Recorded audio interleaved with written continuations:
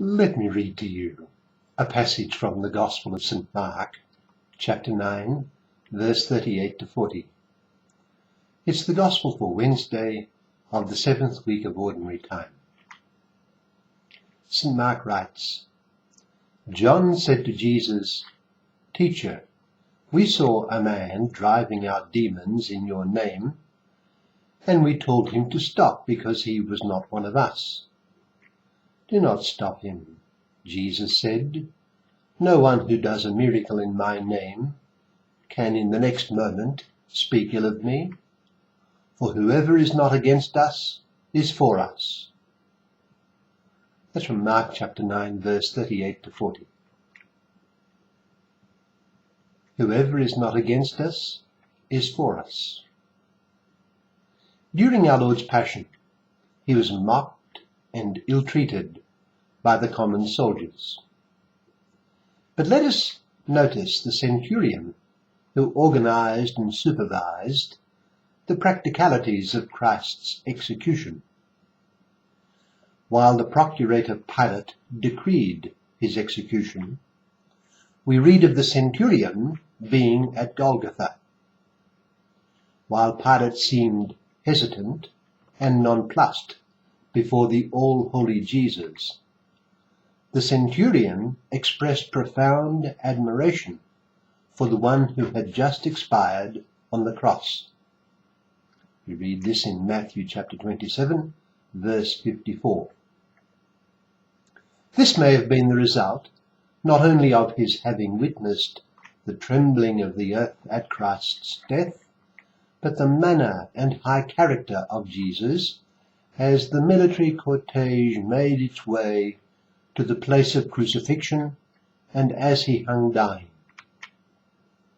On this brief journey, Christ seems to have converted Simon of Cyrene. We read in Mark chapter 15, verse 21, presumably it was the centurion who commandeered Simon for this service, and perhaps he noticed Christ's influence on his new helper. At the last, the centurion saw in Jesus a profoundly good and religious man, and he may even have gained a fleeting glimpse in some way of his divinity. Truly, this was the Son of God. Maybe translated, this was a Son of God. Christ's execution, ostensibly perhaps for sedition and serious disturbance, was a Roman act, and it forebode the Roman persecutions to come. But we notice that in the Gospels the references to the Romans are not overtly hostile. Pilate is portrayed more as pathetic than envious, implacable and brutal, which is how the leaders of the temple aristocracy are presented. We remember how Christ highly praised the faith of one centurion and placed it ahead of the generality of Israel in Matthew chapter 8, verse 10. We notice too that when it comes to the expansion of the church, as narrated in the Acts of the Apostles, Roman officials are presented in a fairly favourable light. After all, Paul did not hesitate to appeal to Caesar, and during his journey to Rome he was well treated by the centurion in charge of him. I wonder if this is not an instance of a spirit of acceptance of those not formally against them, which Christ instilled in his disciples. Jesus said, "No one who does a miracle in my name can in the next moment speak ill of me, for whoever is not against us is for us." In our Gospel today, from Mark chapter 9, verse 38 to 40, our Lord inculcates a readiness to see good where possible, and not to be prone to regard the other negatively. When Paul visited Athens, a visit due to show poor results, he manifested a positive attitude to the idolatry he encountered, though this may in part have been a matter of strategy. He declared before the Areopagus that, and I quote, "In every way you are very religious." He saw in the ubiquitous idols a basis for introducing them to the God whom they did not know. Acts chapter 17, verse 22 to 31. Perhaps in all this Paul remembered his own case, in that he himself had changed instantly when confronted by Christ himself. It indicated that his conscience had been truly for God, though profoundly and utterly mistaken. Whoever is not against us is for us. Looking further ahead in Christian history, we notice this striking point that the scholars and educators of the Christian religion looked benignly on pagan Greek and Roman literature and its great writers. The monks of East and West and in the early so-called Dark Ages were assiduous in copying and preserving classical literature. I'm not sure that this characterized typical Jewish religious culture so quickly.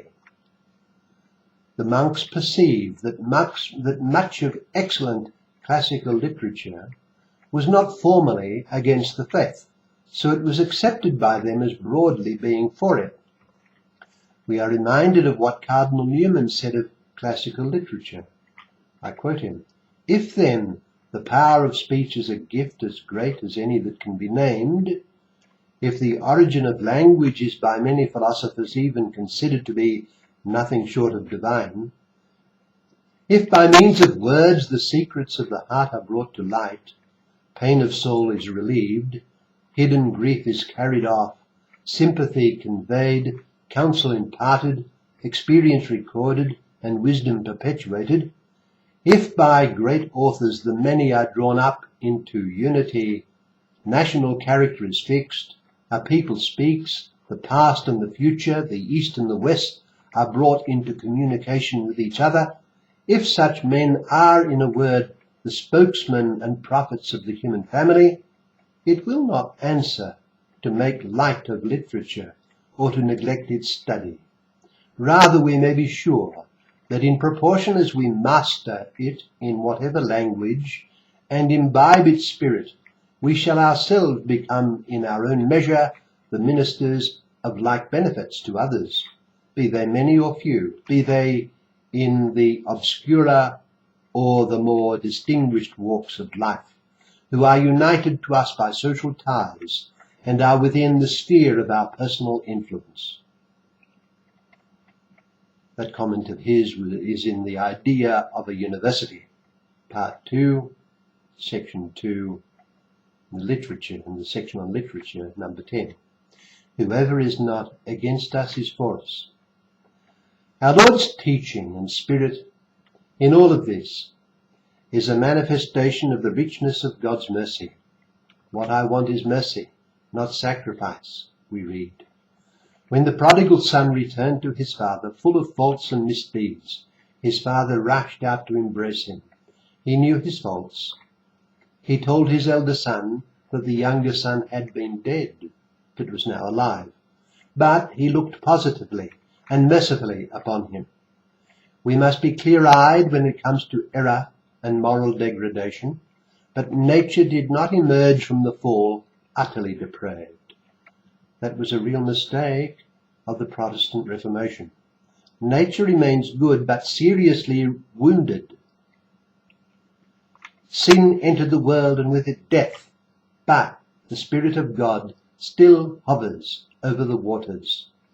Most importantly, the good news is that the world has a Redeemer, and by his gift, the Spirit of God is at work wishing to sanctify us all.